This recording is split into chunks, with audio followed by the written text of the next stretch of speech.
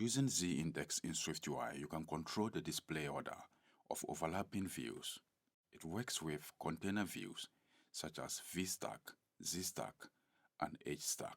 In this example, we have three images with back-to-front ordering. The image on the left is the one at the back. The next one is at the middle position, and the one on the right is the frontmost. Let's change the order from back to front to back.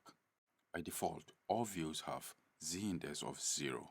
If we want the image on the left to appear at the front, we need to give it a high z-index. So let's add the z-index modifier here and set it to a higher value.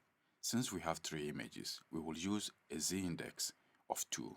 You can now see the image on the left is appearing at the front.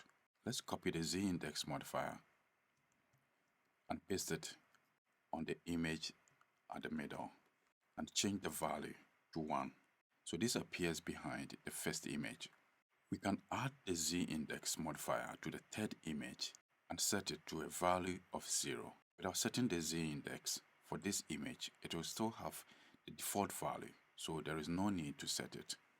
So this is how you can use z-index in SwiftUI to control front to back ordering of views.